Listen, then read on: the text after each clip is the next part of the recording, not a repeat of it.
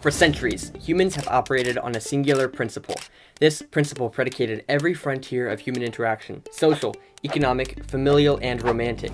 These four frontiers of human interaction all lived in balance, until one day, the Fire Nation attacked. Oh wait, wrong script. These four areas of human interaction were all sustained by the normalization of interacting with strangers. This form of interaction built empires, cultivated the chase of a relationship, built friendships out of neighbors and communities out of neighborhoods. This once great normalcy of human civilization has been long forgotten, and only the memory of it exists as this weird story that you hear from your grandparents about how the guy who walks across the country and knocks on the door of his seventh cousin's neighbor's house and says, "Hey, I'm like part of the family," and they're like, "Oh, family? Come on in." That's really weird to us because we're so far removed from that. When I was backpacking across Europe, I made a promise to myself to stay committed to this ancient form of human interaction. Basically, I was going to talk to as many strangers as I possibly could. And what I discovered is that this is actually substantially easier than our minds make it out to be. For as far removed as we actually are from the normalcy of this type of stranger interaction, it's still so innate in all of us that we really do appreciate it when it happens. When you take the pressure off of another person and just walk up to them and say hi, you do all the heavy lifting and they get to be themselves. Relationship building is a breeze. When I was in Lisbon, Portugal, I remember one day I woke up and I was like, I'm gonna go get breakfast. And so I walked in and there's like basically empty tables everywhere except for one table, right? It was this big room and then these two guys sitting at this one table and they were just chatting, having breakfast. I thought, okay, that would be good for the plot. So I just went and like introduced myself and I was like, "Hey, I'm Peter." And the one guy, his name was Bilal, who's from Algeria. The other guy, his name was Harry, and Harry was from Australia. Yo, my name's Harry, I'm from Australia. And Harry was still in town for a couple of days. So what ended up happening is I hung out with Harry. We like just did the most random stuff. We would climb orange trees or spit off of a big cliff. He started pissing off that bird. We heard some guy like, "Oh, it's raining."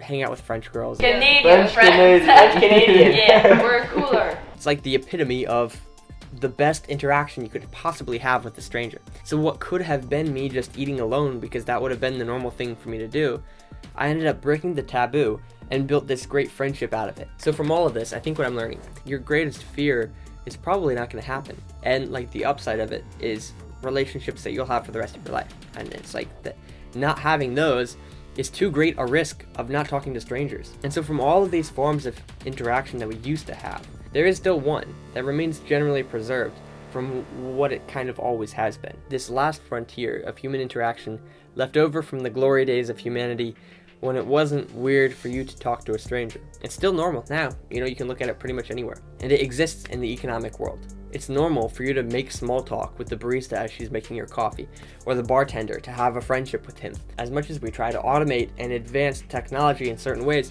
what ends up happening is that negotiations still happen with real people. People still do business with their friends, and there is only so much to automate when the entire system is predicated on human interaction. I think very few of us would try to argue that the dating world now is better than it ever has been. And yet the same people who blame it on the dating apps all still have Tinder on their phone. It comes down to we're all still lonely and we all still desire that human interaction, and yet we think it's weird to talk to the pretty girl. God looked at Adam and he said, "It is not good for a man to be alone." And so he created Eve so Adam could enjoy the fruits of community and relationship. So why is interacting with strangers a good thing, right? And it comes down to like one simple reason, which is building a relationship that is good out of something that never existed before is like the ultimate form of creativity. That we are most creative when we're socially interacting because we're doing what God asked us to do when he gave us dominion over the world and named us co-creators. You can boil it down to kind of three benefits that come from interaction with strangers, right? There's the first benefit to yourself, which is exposing yourself to new worldviews and then also challenging your own beliefs. It allows us to move forward and to gain new ideas and to build upon the ones that we already have.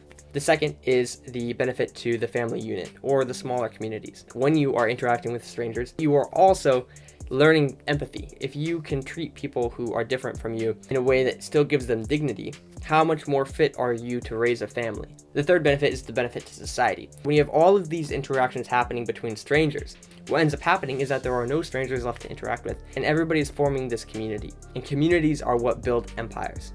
And we really need that today. It's at least fair to say that when we walk away from this principle that we've carried around for all of human history, at least there's going to be some deficit. There is some cavity that was being filled that's no longer filled. And because this interaction of strangers still exists and is holding on by a thread in the business world, I think we have to take what is left and apply it to our personal lives, because it is the only example that we have left. How can we apply these business principles to our social and romantic lives? One way is just to approach strangers with confidence and take the weight off their shoulders. It's really important to be attentive to the other person and not just show interest, but be interested. So it's like, well, how do I do that? Like, how do I genuinely become interested? First, you have to admit that they're probably doing at least something in their lives better than you, and that you have something to learn from them. The second is you have to view the first conversation you have with them, whether romantic or social, as kind of a trailer for what your relationship with this person might look like. And then the third is just to take the pressure off of them by being the one who initiates the conversation.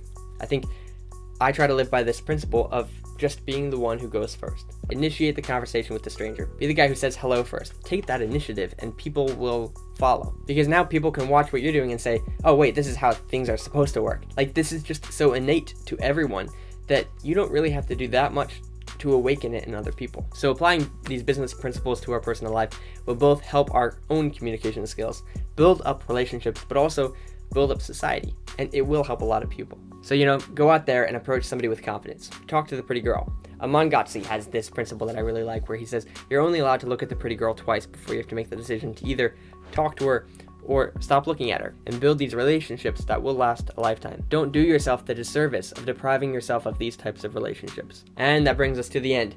Thanks for watching. I appreciate it more than you know. If you want to see more, feel free to subscribe. Or if you just haven't seen enough yet, you can watch my video about haters on the internet here. I really love you a lot, like a lot. Take care.